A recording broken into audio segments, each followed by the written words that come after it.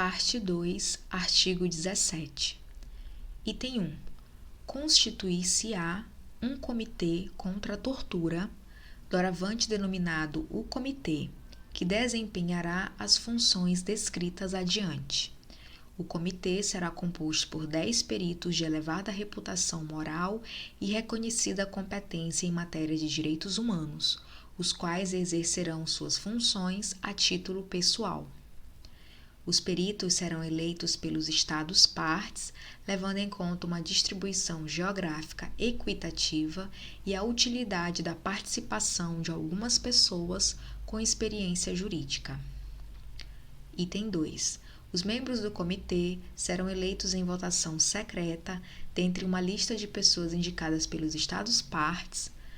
Cada Estado-parte pode indicar uma pessoa dentre os seus nacionais.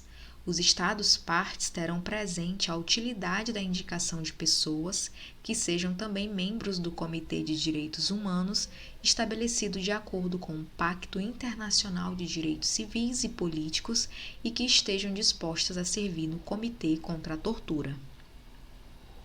Item 3. Os membros do comitê serão eleitos em reuniões bienais dos Estados-partes, convocadas pelo Secretário-Geral das Nações Unidas. Nestas reuniões, nas quais o quórum será estabelecido por 2/3 dos Estados-partes, serão eleitos membros do comitê os candidatos que obtiverem o maior número de votos e a maioria absoluta dos votos dos representantes dos Estados-partes presentes e votantes. Item 4.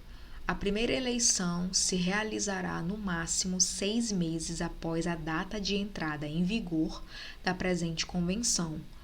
Ao menos 4 meses antes da data de cada eleição, o Secretário-Geral das Nações Unidas enviará uma carta aos Estados-partes para convidá-los a apresentar suas candidaturas no prazo de 3 meses. O secretário-geral organizará uma lista por ordem alfabética de todos os candidatos assim designados, com indicações dos Estados-partes que os tiverem designado e a comunicará aos Estados-partes. Item 5. Os membros do comitê serão eleitos para um mandato de 4 anos. Poderão, caso suas candidaturas sejam apresentadas novamente, ser reeleitos. No entanto, o mandato de 5 dos membros eleitos na primeira eleição expirará ao final de 2 anos. Imediatamente após a primeira eleição, o presidente da reunião a que se refere o parágrafo 3 do presente artigo indicará por sorteio os nomes desses 5 membros. Item 6. Se um membro do comitê vier a falecer, a demitir-se de suas funções ou, por outro motivo qualquer, não puder cumprir com suas obrigações no comitê, o Estado-parte que apresentou sua candidatura indicará entre seus nacionais outro perito para cumprir o restante de seu mandato, sendo que a referida indicação estará sujeita à aprovação da maioria dos Estados-partes. Considerar-se-á como concedida a referida aprovação, a menos que a metade ou mais dos Estados-partes venham a responder negativamente dentro de um prazo de 6 semanas, a contar do momento em que o Secretário-Geral das Nações Unidas lhes houver comunicado a candidatura proposta. Item 7. Correrão por conta dos Estados-partes as despesas em que vierem a incorrer os membros do comitê no desempenho de suas funções no referido órgão.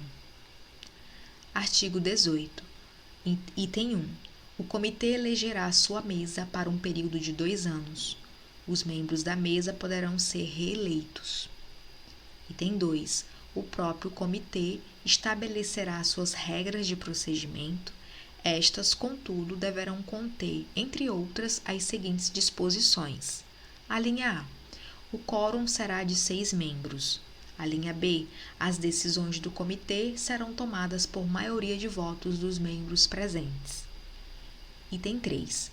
O Secretário-Geral das Nações Unidas colocará à disposição do comitê o pessoal e os serviços necessários ao desempenho eficaz das funções que lhes são atribuídas em virtude da presente convenção.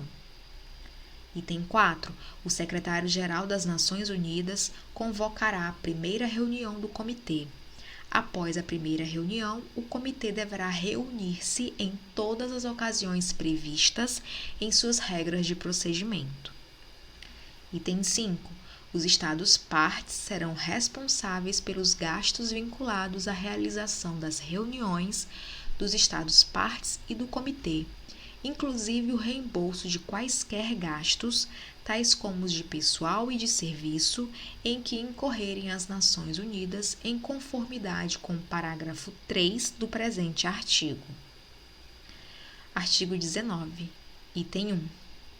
Os Estados partes submeterão ao Comitê, por intermédio do Secretário-Geral das Nações Unidas, relatórios sobre as medidas por eles adotadas do cumprimento das obrigações assumidas em virtude da presente Convenção, dentro de prazo de 1 ano, a contar do início da vigência da presente Convenção do Estado parte interessado.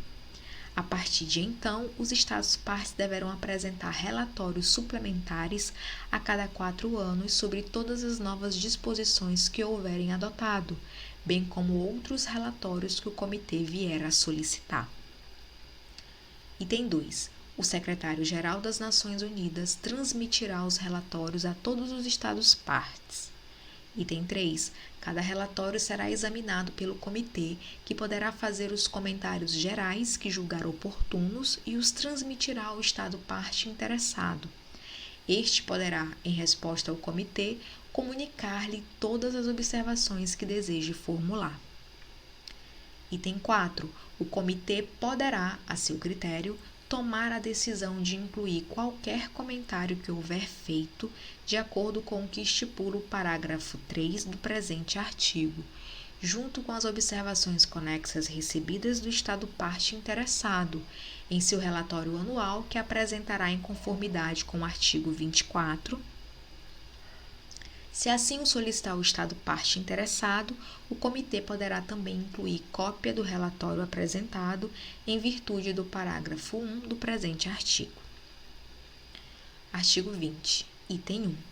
O comitê, no caso de vir a receber informações fidedignas que lhe pareçam indicar de forma fundamentada que a tortura é praticada sistematicamente no território de um Estado parte, convidará o Estado parte em questão a cooperar no exame das informações e, nesse sentido, a transmitir ao comitê as observações que julgar pertinentes.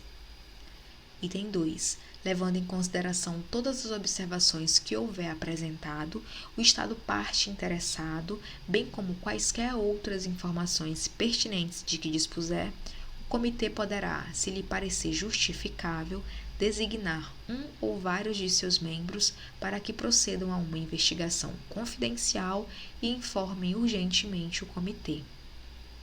Item 3. No caso de realizar-se uma investigação nos termos do parágrafo 2 do presente artigo, o comitê procurará obter a colaboração do Estado parte interessado. Com a concordância do Estado parte em questão, a investigação poderá incluir uma visita a seu território. Item 4. Depois de haver examinado as conclusões apresentadas por um ou vários de seus membros, nos termos do parágrafo 2 do presente artigo, o comitê as transmitirá ao Estado parte interessado, junto com as observações ou sugestões que considerar pertinentes em vista da situação. Item 5. Todos os trabalhos do comitê, a que se faz referência nos parágrafos 1 ao 4 do presente artigo, serão confidenciais e, em todas as etapas dos referidos trabalhos, procurar-se-á obter a cooperação do Estado parte. Quando estiverem concluídos os trabalhos relacionados com uma investigação realizada de acordo com o parágrafo 2, o comitê poderá, após celebrar consultas com o Estado parte interessado, tomar a decisão de incluir um resumo dos resultados da investigação em seu relatório anual, que apresentará em conformidade com o artigo 24. Se você assistiu o vídeo até aqui, gostou do nosso conteúdo, deixe seu like e inscreva-se no canal. Até o próximo vídeo.